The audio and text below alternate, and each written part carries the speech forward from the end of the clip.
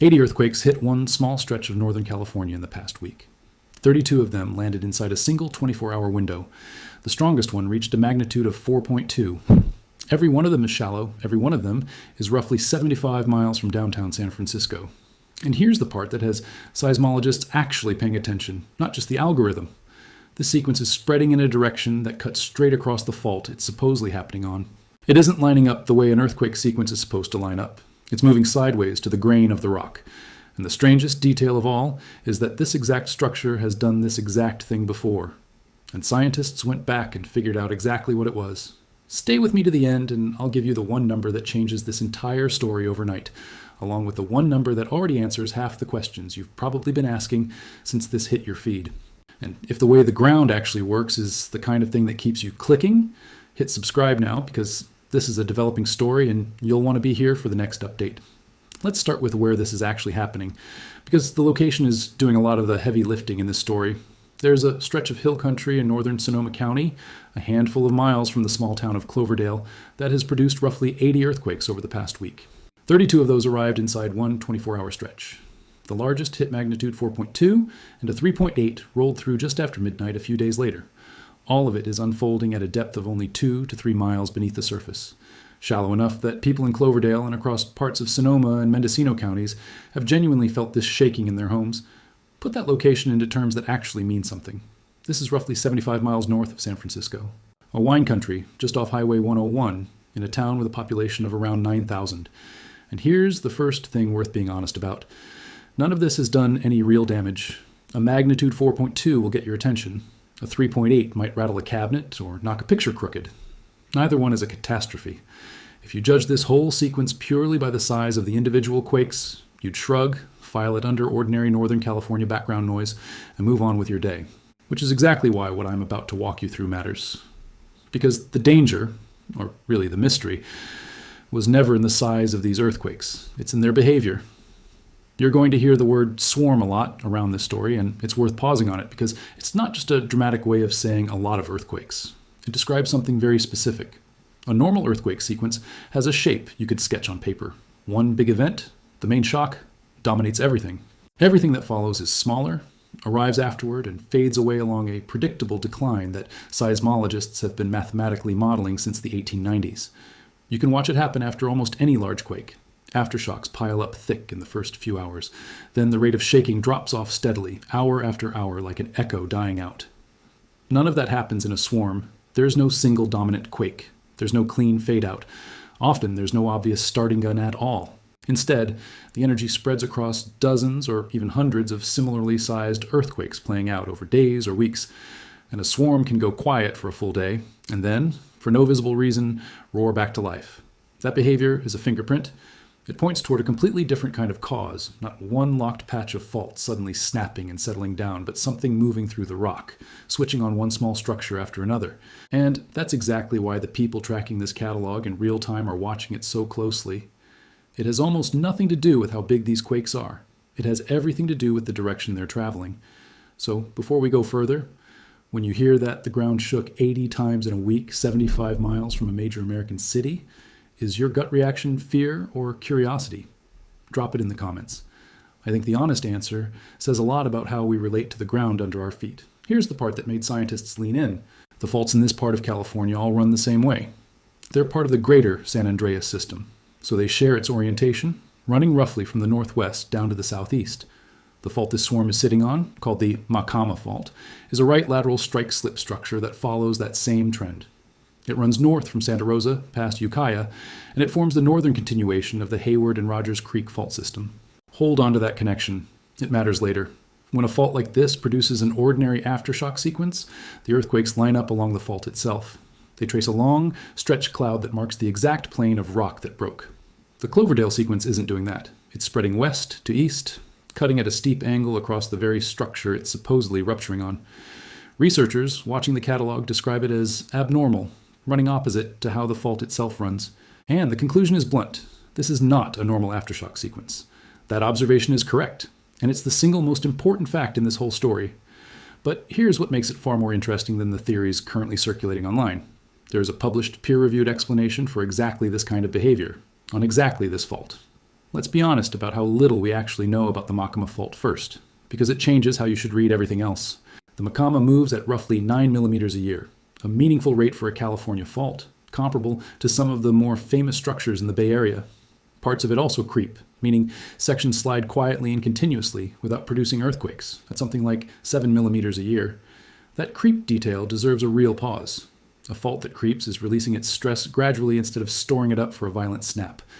Faults that creep along their whole length are generally considered less dangerous because the strain never piles up to a breaking point. But faults that creep in some spots and lock up in others are a different kind of problem entirely. The locked patches keep loading with stress while the creeping sections quietly slip past, and the boundary between the two is exactly where things tend to break. On the Maacama, we know creep is happening. What we don't have is a good map of where the creep stops and the locking begins. And here's the part that should really get your attention. Scientists know remarkably little about the Maacama's earthquake history, its paleoseismic record, the trenching and sediment work that tells researchers how often a fault has produced big earthquakes in the deep past is thin. Its earthquake cycle is poorly understood. That uncertainty matters because the Maacama isn't some isolated crack in the ground. Follow it south, and it connects to the Rogers Creek Fault. Follow Rogers Creek south, and it runs beneath San Pablo Bay, where researchers have confirmed it links directly to the Hayward Fault, now mapped as one single continuous structure rather than two separate ones. So think about what that means. The thing shaking under Cloverdale this week sits at the northern end of a chain that runs straight into the most densely populated part of Northern California. I want to be careful here because this is exactly where people talk themselves into panic. This is not a prediction. 80 small earthquakes on the Maacama does not mean the Hayward Fault is about to do anything at all. Faults in a system are not dominoes lined up to knock each other over. Treating them that way is precisely how people conjure forecasts of disaster that never arrive. But the structural connection itself is real, it's mapped, and it's the reason this modest fault gets far more attention than its size alone would ever justify. Now, let's go back in time, because this is where the mystery actually cracks open.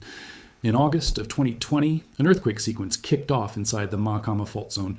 It reached a maximum magnitude of 4.2. It generally faded, but kept restarting, flaring up again and again into December of that year. When seismologists first looked at it, it appeared every bit as bizarre as the current sequence does now. Same wrong-way geometry, same refusal to behave.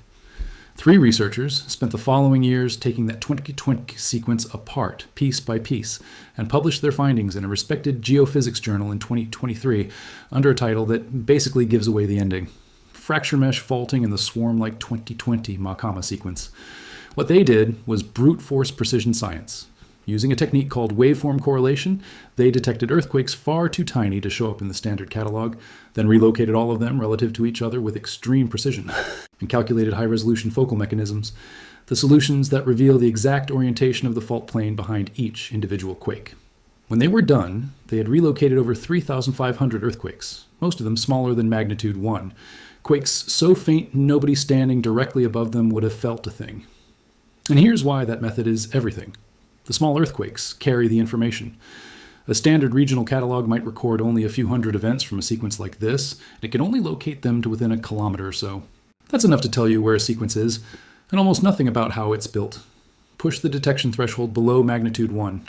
Relocate every tiny quake relative to every other one, and the blurry smear resolves into sharp individual planes. You stop seeing a fuzzy cloud and start seeing the actual faults. What that catalog revealed: the 2020 sequence did start on a right lateral fault, plausibly a strand of the Maacama itself behaving the way the Maacama is supposed to behave, but it didn't stay there. It went on to activate a whole population of secondary faults running the opposite direction. Left lateral structures arranged in an overlapping stepped pattern cutting across the parent fault at an angle. Together, the main strand and all those cross-cutting secondary faults form what the authors named a fracture mesh. Not one clean plane, but a 3-dimensional interlocking network of small faults, each one capable of slipping, each one oriented a little differently from its neighbors. A fracture mesh explains exactly why the geometry looks wrong. It doesn't produce a neat cloud along the main fault because the earthquakes aren't happening on the main fault. They're happening on the cross structures, which by definition slice across the regional grain at a high angle. A sequence spreading west to east across a north-south fault system isn't behaving impossibly. It's behaving exactly like a fracture mesh. The same thing this very fault zone demonstrably produced 6 years ago at the same maximum magnitude of 4.2. Let that sink in. Same fault, same weird direction, same ceiling of 4.2. There's a second half to that 2020 discovery, and it's the part that explains why any of this is happening in the first place. Fracture meshes are tied to fluids. The authors say so directly. These interlocking networks match what's been found elsewhere in cases of fluid-driven faulting and earthquake swarms. And the mechanism, once you see it, is simple. Deep underground, rock is squeezed shut by the crushing weight of everything above it. Push pressurized fluid, water, gas, whatever it is, into that rock, and you reduce the effective stress clamping the faults closed. Faults that were locked tight suddenly become slippable. And that fluid isn't gliding along one clean surface. It's seeping through a whole damaged volume of rock. That's why you get many small earthquakes on many small structures spread over days and weeks instead of one big earthquake on one big fault in a matter of seconds. That's the textbook definition of a swarm, and it fits what we're watching almost perfectly. No main shock, a 4.2 leading a crowd of 80 rather than a 5, with everything neatly decaying away from it, a sequence that stubbornly persisted for a week and then re-intensified rather than fading out. The regional setting backs this up too.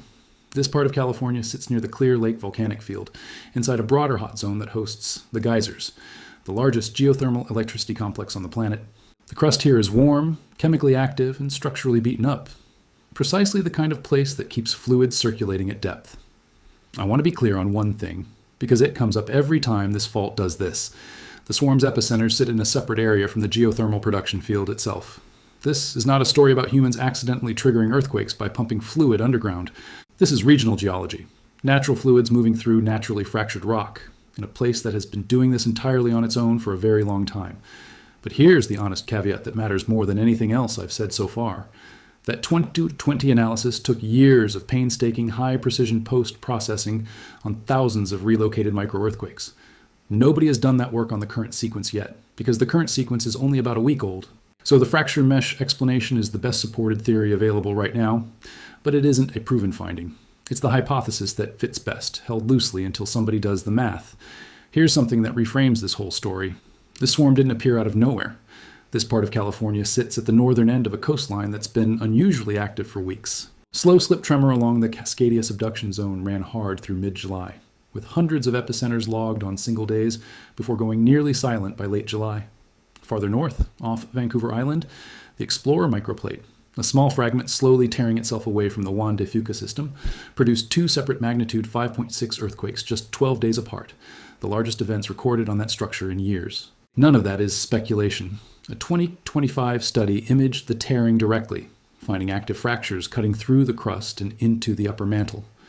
That's three unusual things happening on the same coastline at roughly the same time.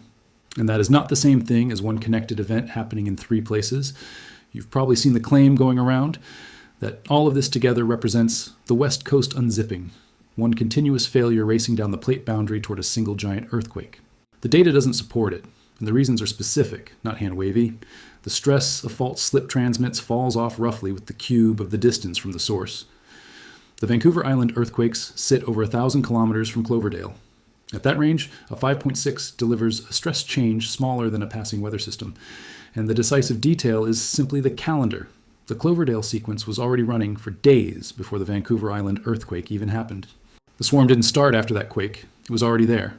A lot of what goes viral online depends on people never learning that one simple fact. So here's the payoff, the thing to actually watch. It isn't whether the swarm continues. Swarms continue. That's what makes them swarms. The thing to watch is whether the maximum magnitude climbs. The 2020 sequence topped out at 4.2 and stayed there for 4 months. This one is currently sitting at 4.2 as well. If that ceiling holds, the fracture mesh explanation only gets stronger, and this becomes a fluid story that runs its course and quietly stops. If a magnitude 5 shows up, the interpretation changes.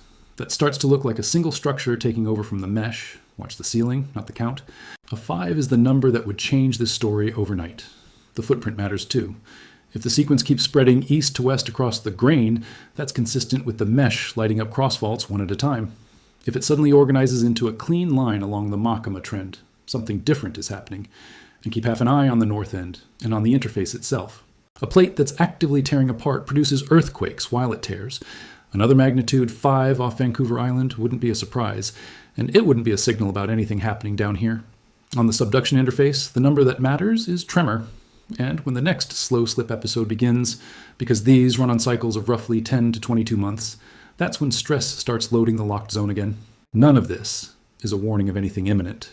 It's a reminder that a fault physically connected to the Hayward system is being studied in real time by people who are honest about the limits of what they actually know. And there's something almost reassuring in that. Not the false comfort of someone claiming to have all the answers, but the real grounded kind that comes from watching, measuring, and telling you plainly what can and can't be seen yet. The ground under Cloverdale is talking.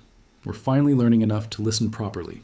And that one number, magnitude 5, is the word we're all either waiting to hear or hoping we don't. If this made the ground under your feet feel a little more understandable and a little less frightening, that's exactly the goal. So hit like. It genuinely helps this kind of careful, no-hype science reach more people. Subscribe so you're here for the next update, because this story is far from over. And tell me in the comments, do you want me tracking this swarm day by day as it develops? I read every single one, and your questions shape what I cover next.